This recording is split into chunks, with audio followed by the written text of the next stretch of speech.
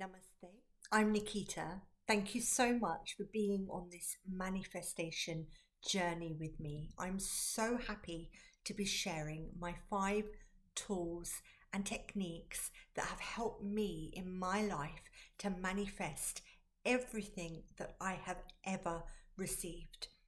I've been using manifestation all my life, however, unknowingly.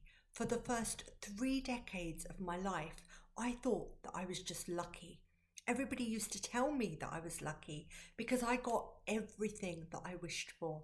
Whether it was that guitar that I wanted as a child for Christmas, or the sports car in my 20s, the dream house that I live in now, my dance and yoga studio, and even my soulmate that I'm married to. I have received everything that I have ever wanted, and now I want to share my stages with you so that you can live the life of your dreams. Now, looking back on the first 3 stages, we said that stage 1 was, what do you want?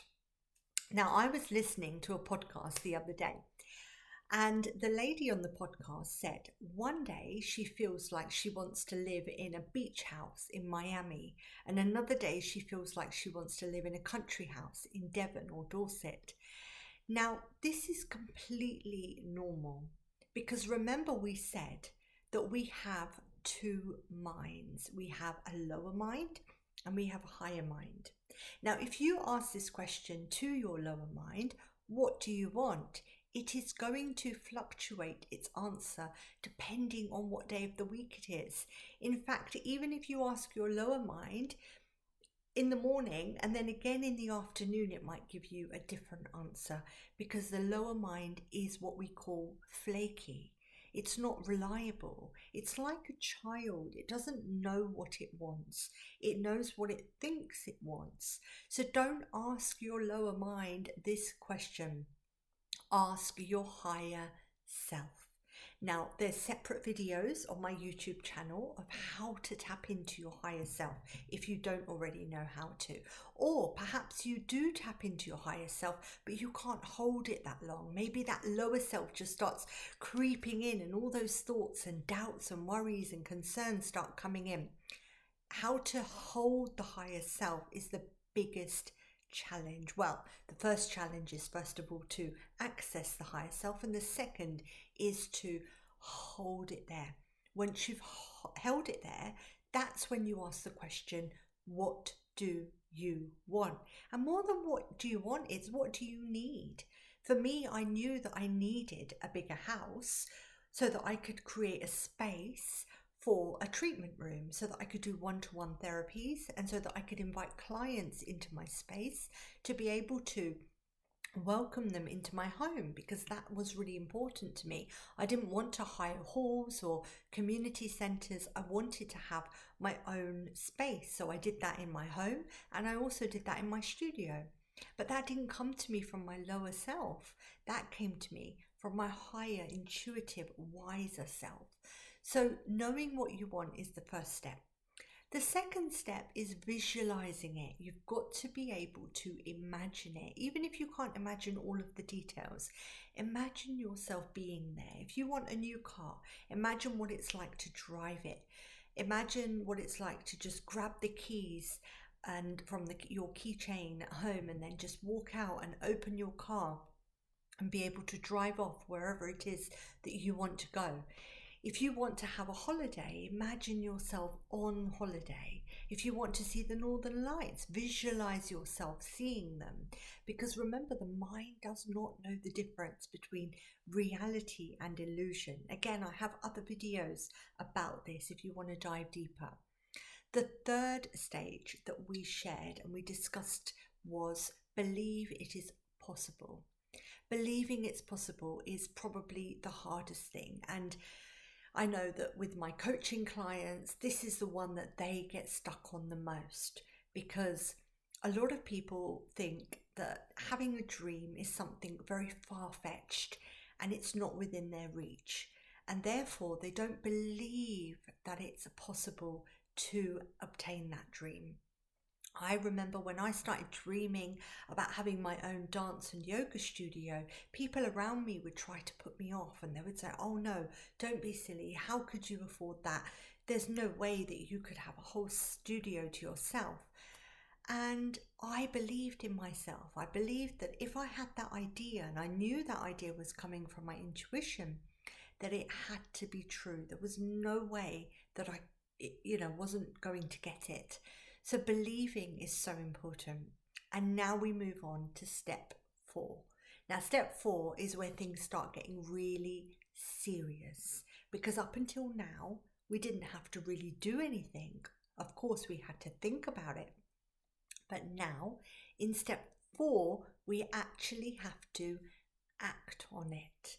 So step 4 is take inspired action. And when I say inspired action, what I mean is doing it, acting from a place of inspiration. So not just because you have to do something. We might do our chores because we have to do them. If we don't do our washing, nobody else is going to do it. If we don't do the dishes or the dishwasher, it's not going to get done. So that's not inspired action, that's just action. Whereas inspired action is doing something in a way that lights you up. For example, if you want to manifest writing a book, so step 1 would be, what do I want? And that's, I want to write a book. I want to publish a book. Be very specific, because you might just write it and it might just sit in your computer as a Word document. So be very, very specific when you say, okay, I want to write and publish a book. Step 2, visualize yourself. This is exactly what I did. When I wanted to write my first book, I used to go into Waterstone's shop and I used to visualize my name on books in there. I would almost squint my eyes and just sort of see that the original author's name has been replaced with my name. Step 3, believe it's possible. And that's only something that you can do. No one else can help you to believe it. But one thing that can help is what I said earlier, the belief that if I have an idea that's coming from my higher self, so being able to recognize where that idea's come from in step 1. So if I've had an idea that's coming from my higher self, there's no way that it would have come to me if it wasn't going to be true. Okay, so that's a bit of a long-winded belief, but if you can try and get your head around that, that can really help you with step 3, which is believe it to be true. In my case, I believed I was able to write a book and publish it. Step 4 was take action. So that's actually writing the book, but not just writing it because you have to, but actually from a really inspired place. So whenever I write, I always light a candle, I light incense, I use my crystals, I put some essential oils on, my wrists or my temples, and I really get into that zone, so that when I'm writing, I feel inspired. That's what I mean about inspired action. Doing something on a daily or weekly basis towards your bigger goal or your desire. And then, of course, step 5, which we're going to come on to in our next video, is let go of the outcome. And that's exactly what I did. I followed those 5 stages with my book. They weren't necessarily always linear. Sometimes I would believe it and then I'd go back and visualize it, and then again I'd have to address whether or not I believed it, and then again I'd have to go back to step 1 and think about, do I really want to publish this book? It's not a linear process. It's a journey for a reason, because there is going to be ups and downs. There is going to be fear of judgment. I was afraid. My book is poetry and it's very personal. There's poems in there about things that are very, very close to my heart, and I'm aware that people are reading them all over the world, as well as my family, my relatives. There was a poem, for example, about an ex-partner, and yet my husband's now seeing that one. So it does bring up doubt and fear, But again, it's going back to that belief that if, and I'm saying this again really clearly so that you can try to really get your head around it, if your higher self has given you an idea, there's no way it's not meant for you. I knew that as well when I got the idea of trademarking Reiki ritual, my treatment. It came to me, it was like a light bulb moment, that it just was a feeling that I had to act on. And everybody around me was saying, no, don't do it. You don't own Reiki. You shouldn't trademark the name. That's not right. You know, it's not going to work. They're not going to agree. It's a lot of money. Lots of people were trying to put me off. But I knew that there was no way that that idea would have come to me if it wasn't meant for me. So the way I approached it was, I'm going to try. If it doesn't work, then I will accept it.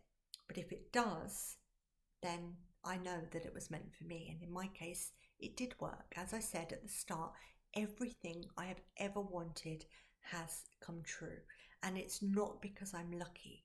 It's because I am a powerful manifester. So I will show you now my book. This is the front cover of my poetry book.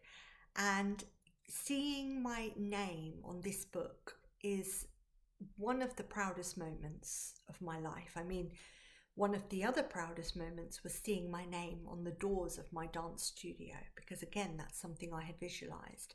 But seeing my name on this book is incredible. And now that I've done that, I believe in myself even more, and it's raised my confidence levels even more, so that I can now go on to manifest the next thing and the next thing.